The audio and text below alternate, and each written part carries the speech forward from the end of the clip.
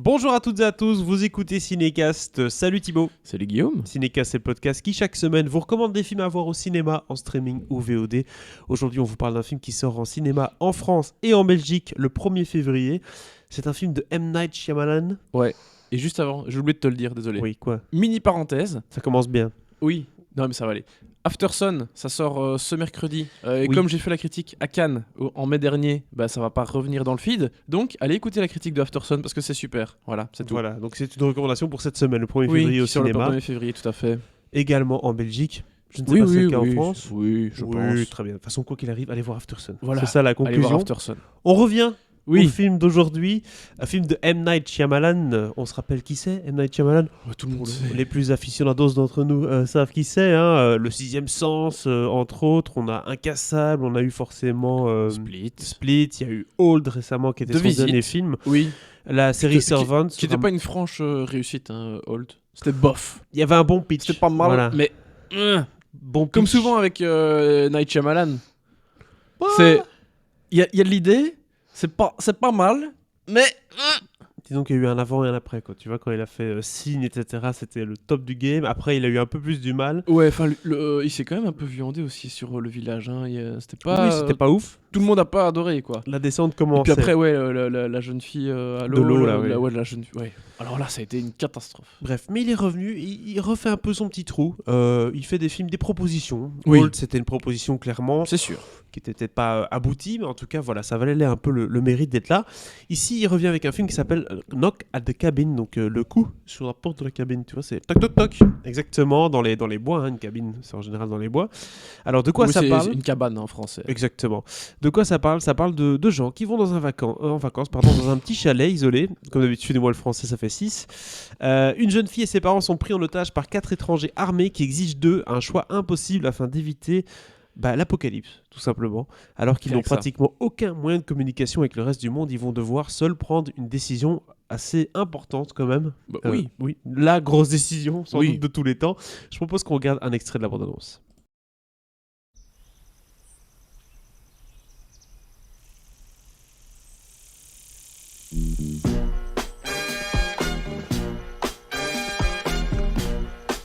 Are we gonna sing along? Yes, of course!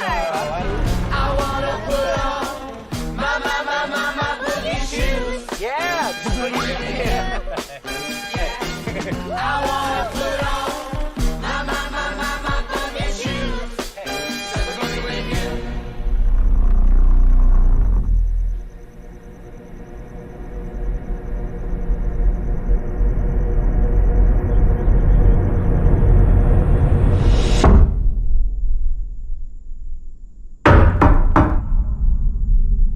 On va s'arrêter là. Hein. On a les 3 coups à la porte de la cabine. Il se passe rien Énigmatique. d'autre. Si vous écoutez le podcast et vous ne regardez pas la vidéo, vous n'avez rien compris à cette bande-annonce. C'est très simple. On voyait simplement des bois, des gens qui gentiment allaient dans leur petite cabane et puis forcément une silhouette. Dans les bois, une grosse celle de silhouette. Dave Bautista, hein, en C'est ça, une l'occurrence. silhouette assez forte, assez baraquée de Dave Bautista qui s'approchait de la cabane. On n'en sait pas plus. C'est peut-être ça d'ailleurs le but des films de M. Night Shyamalan, c'est de ne pas en savoir trop. Thibaut, toi qui ne vois jamais les bandes annonces, tu es arrivé dans ce film à froid totalement. Ah oui, complètement. Qu'est-ce que t'en as pensé? Alors, j'ai envie de te dire, comme souvent avec Night Shyamalan, c'est top, il y a de l'idée, il y a des chouettes propositions, il y a une mise en scène assez forte, mais, c'est-à-dire qu'il y a un concept. Ce concept, bon, tout est dit dans le synopsis, une famille, t'arrives en vacances au fin fond, dans le trou du cul du monde, au fin fond de la forêt, où il n'y a rien, il y a un lac à côté, mais il n'y a rien d'autre, et puis t'as cette petite fille qui joue dehors, et cet inconnu qui arrive et qui vient lui faire la causette, coucou... va dire à tes papas, hein, parce que c'est un couple homosexuel, que je vais arriver, je vais leur parler, mais ils vont devoir m'ouvrir la porte, parce que c'est important. Voilà. Une discussion entre hommes. Exactement.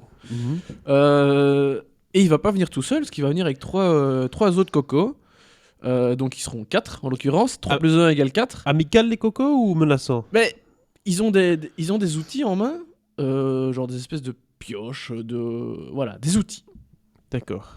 Ils arrivent, ils entrent, et puis ils annoncent que... Oh putain, j'ai sorti un de tes accents en disant ça. C'est pas grave, c'est pas la première fois. Et puis ils annoncent donc qu'effectivement, ils vont devoir faire un choix crucial pour éviter l'Apocalypse. Et en l'occurrence, ce choix, est-ce que c'est dit dans la bande-annonce ou pas? Toi qui as vu la bande-annonce en entier avant que je... Non, ce n'est pas dit. D'accord. Alors je vais essayer de dire sans dire. Mais en gros, ces personnages vont devoir faire un choix extrêmement radical afin de sauver le monde de l'apocalypse. Du style. Un choix je ne radical, spoil je pas. n'en dis pas Ok. plus, parce que il y a plein d'options possibles. Un peu comme ce film avec Cameron Diaz qui s'appelle The Box. Je sais pas si vous vous Ah, je rappelez ne l'ai de pas ce vu. film. Je vois très bien de quoi tu parles, mais je ne l'ai pas vu. Donc je ne peux pas te dire. Une petite myrtille. Mais un choix cornélien, de Voilà. chez Cornélien. En gros, on appuie sur un bouton, il se passe un truc dramatique, genre quelqu'un meurt, mais tu vas sauver par contre des vies ou un truc comme ça. C'est un peu le même genre de délire, je suppose. C'est le même genre d'artifice quelque part. D'accord. Mais voilà, comme je le dis, un Un choix dilemme cornélien, impossible, oui, un dilemme impossible, qui va évidemment mettre les deux personnages des papas qui sont incarnés par Jonathan Groff et par Ben Aldridge dans une position extrêmement inconfortable parce que il y a des issues qui sont, enfin comment dire, les personnages qui sont extrêmement menaçants ne peuvent pas faire n'importe quoi non plus. Donc ils doivent suivre certaines règles pour que ce choix cornélien soit fait en bonne et due forme. Oui. Donc il y a une menace, mais une menace dramatique qui n'a pas tant de pouvoir que ça. Elle a du D'accord. pouvoir, mais pas tant que ça. Un timing, je suppose aussi. Hein. Il y a aussi une question de timing, effectivement. L'apocalypse, il est vraiment en train de se produire et puis il va même s'accélérer au fur et à mesure que les choix, enfin que les personnages font leurs choix. Et tout ça est assez intéressant. C'est plutôt bien foutu, mais il y a ce truc un peu gros sabot qui m'a un peu gêné. Mhm. C'est-à-dire, premièrement, qu'on te parle de apocalypse potentiel, Mhm. avec 4 Gugus qui arrivent avec des outils en main.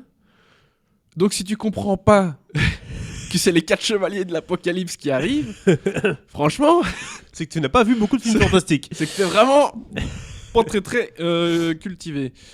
Mais donc, voilà, c'est un peu, tu vois, les grosses symboliques avec les gros sabots, qui est un peu gênant, facile, tu vois. Oui, c'est ça. Après, il n'empêche que, et ça c'est un premier bémol, j'en ai d'autres, mais plus sur la fin du film, la façon dont ça se développe, et plutôt le sous-texte, où en gros, oui, ça te fait remettre les choses en question par Oui. rapport aux 2 années qu'on vient de traverser, tu vois. Ça fait un peu référence évidemment au Covid et à toutes les calamités qui sont possibles et imaginables. Ça parle du fait que par rapport à nos choix, nos convictions, qu'on peut changer d'avis pour un oui ou pour un non. Et je vous rassure, ce que je dis là ne va absolument pas vous gâcher le plaisir du déroulement de l'histoire.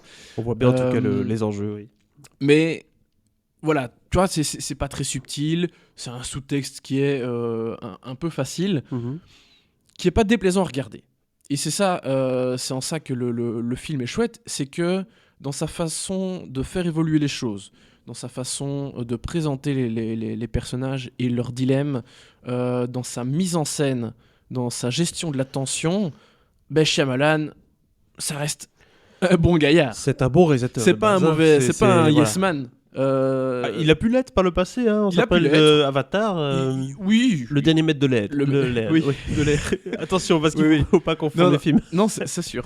Mais c'est un gars qui a quand même un minimum de talent. Il vient pas de n'importe où. On a cité certains de ses films. Ouais, ou On sa a série. pu citer des bons films globalement. Il y a eu des gros plantages. Hein. After Earth, Le Dernier Maître de l'air, La Jeune Fille de l'eau. Phénomène, c'était quand même pas top non plus. Non. Mais en gros, toute sa période, fin des années 90, début des années 2000, c'était vraiment top. Ah, jusqu'au village. Début des années 2000. Ouais.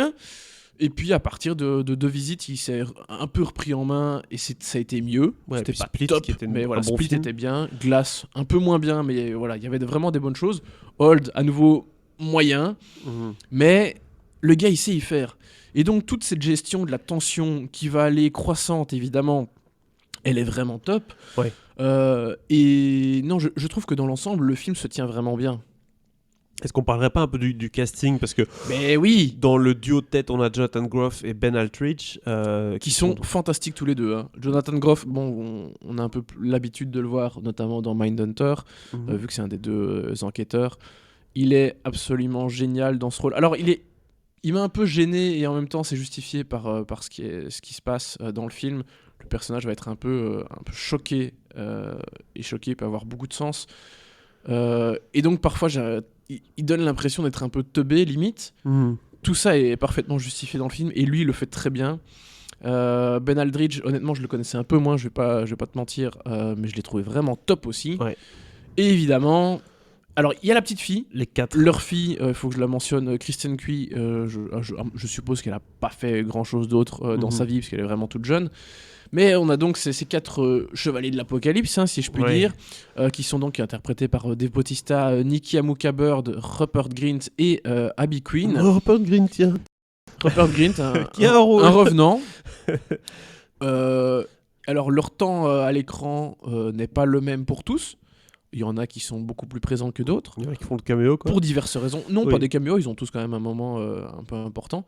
Mais ils sont tous les 4 dans l'ensemble assez bien.